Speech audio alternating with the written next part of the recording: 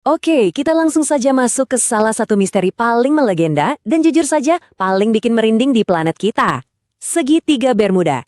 Di penjelasan kali ini kita bakal membedah sains murninya.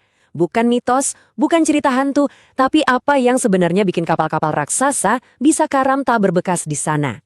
Yuk kita mulai eksplorasi ini untuk mengungkap fakta-fakta luar biasa yang selama berabad-abad ketutup sama rumor dan teori konspirasi. Oke, mari kita selami ini. Angka di layar ini lebih dari 300. Ini bukan sekedar angka acak loh. Ini jumlah dari, ya bisa dibilang kuburan massal. Ratusan kapal laut dan pesawat terbang yang benar-benar lenyap begitu saja saat melintasi area antara Bermuda, Miami, dan Puerto Rico. Skala kehancurannya itu gila banget, makanya nggak heran kalau dari dulu orang-orang langsung mikirnya ke arah supranatural, sihir, atau hal-hal mistis lainnya. Dan tahukah kalian, misteri ini tuh umurnya udah tua banget. Bayangin, kita narik waktu mundur ke tahun 1492, waktu penjelajah Christopher Columbus berlayar ke Amerika. Pas lewat area ini, padahal cuacanya lagi bagus-bagusnya, dia nulis di jurnal pribadinya kalau kompas kapalnya tiba-tiba error, bergerak ngacak gak karuan. Terus yang bikin makin merinding, dia dan krunya ngaku ngeliat fenomena bola-bola api jatuh dari langit, langsung nyebur ke laut. Bisa bayangin gak sih panik dan bingungnya mereka waktu itu? Nah, saking seringnya kejadian mematikan ini terulang dari zaman Columbus sampai era modern, area perairan ini secara harfiah udah berubah jadi kuburan raksasa. Saking banyaknya puing-puing baja di dasar laut sana, para penyelam yang nyalinya gede bahkan bisa berenang menembus lorong-lorong bangkai kapal. Contohnya nih, kapal Cristobal Colon yang tenggelam di tahun 1936 pas lagi jalan dari New York ke Amerika Tengah. Ini bukti nyata kalau segitiga Bermuda itu nggak pandang bulu. Monster-monster baja super besar pun bisa ditelan. Jadi pertanyaannya, kekuatan apa sih yang sebenarnya bisa menumbangkan kapal sebesar itu?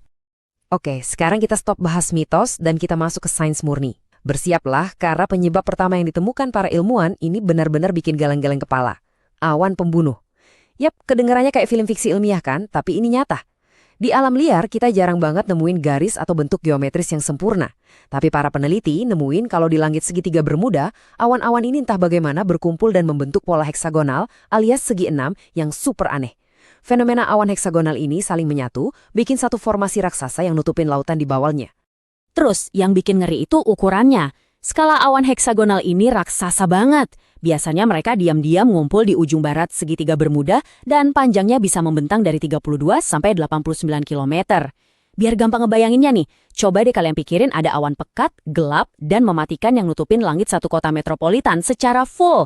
Skala formasi yang luar biasa inilah yang nantinya bakal jadi panggung utama buat bencana alam paling brutal di tengah lautan lepas. Nah, hal yang benar-benar menarik dari bagian ini adalah angka 273,6. Enggak, ini bukan ukuran kedalaman laut, tapi ini kecepatan yang sangat mematikan dalam kilometer per jam. Awan pembunuh raksasa tadi memicu hembusan angin ke bawah. Ingat ya, lurus ke bawah, bukan nyamping kayak badai biasa. Angin ini menghantam permukaan dengan kecepatan yang brutal banget. Di dunia meteorologi, tekanan udara se-ekstrem ini sering disebut sebagai bom udara. Dengan kecepatan dan tekanan sedahsyat itu, daya hancurnya nyaris nggak bisa ditahan sama objek buatan manusia manapun. Coba kita visualisasikan proses kehancurannya bareng-bareng. Langkah pertama, awan heksagonal raksasa ini mulai terbentuk dan nyatu di atas wilayah lautan yang lagi sepi. Lalu, cuaca ekstrim di dalamnya ngebikin tekanan yang melepaskan bom udara masif tadi. Ledakan tak terlihat ini meluncur deras ke permukaan laut. Bam! Pas ledakan udara ini ngehantam perairan, dia langsung nyiptain gelombang ombak raksasa yang saking kuatnya bisa seketika membalikan kapal besar. Gak cuma itu, turbulensinya juga sangat fatal sampai bisa ngehempasin pesawat terbang langsung dari langit masuk ke laut. Ini murni kekuatan energi alam yang sama sekali nggak kenal ampun. Mari kita beralih dan melihat bagaimana ini semua bermuara pada ancaman mematikan yang kedua. Karena ternyata serangan dari langit tadi baru setengah dari ceritanya. Ancaman yang kedua ini justru ngintainya tepat di bawah sana, di dasar samudra. Pada tahun 1981, Badan Penyelidikan Geologi Amerika Serikat ngeluarin sebuah teori ilmiah terobosan. Bukan yang ngeliat ke udara, mereka malah nemuin keberadaan gas metana dalam jumlah masif di dasar laut segitiga Bermuda. Bisa dibilang, secara kasual, ini tuh momen di mana lautan lagi bersendawa gas mematikan. Dan penemuan ini ngasih kita sudut pandang baru soal dampak gas metana bagi kapal-kapal raksasa. Buat paham gimana persisnya gas ini menenggelamkan kapal, kita harus ingat-ingat lagi prinsip dasar fisika soal daya apung. Kapal kargo yang beratnya bisa ribuan ton, itu kan udah dirancang buat ngapung stabil di atas air laut biasa yang sifatnya padat.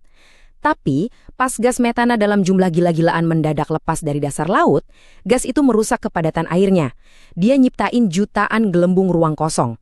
Coba bayangin, kalian nyoba ngapungin mainan plastik yang berat di dalam gelas berisi soda mendidih yang penuh gelembung. Pasti langsung jatuh ke dasar kan? Karena airnya mendadak kehilangan kepadatan dan meniadakan gaya apungnya.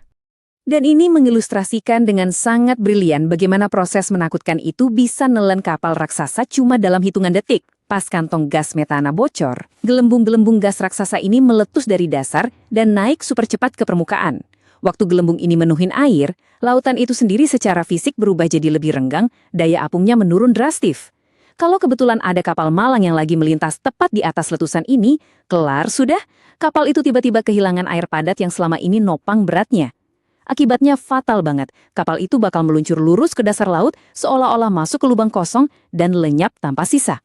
Jadi kalau kita tarik benang merah dari semua fakta luar biasa di eksplorasi kita hari ini, mulai dari fenomena awan heksagonal yang ngehentam laut pakai bom udara, sampai sendawa gas metana yang bikin laut kehilangan daya apung, udah jelas banget kan? Hilangnya ratusan kapal ini sama sekali bukan ulah monster laut purba atau kutukan supranatural. Bencana ini murni didorong oleh fenomena fisika alam yang menakjubkan sekaligus super menakutkan. Nah, di saat sains dan teknologi modern kita terus berkembang, rasanya kita perlu memikirkan satu hal provokatif ini. Kalau kekuatan sekelas monster di segitiga Bermuda aja ternyata bisa dijelaskan pakai sains murni, kira-kira misteri besar dunia mana lagi yang sekarang lagi duduk manis menunggu giliran buat dipecahkan?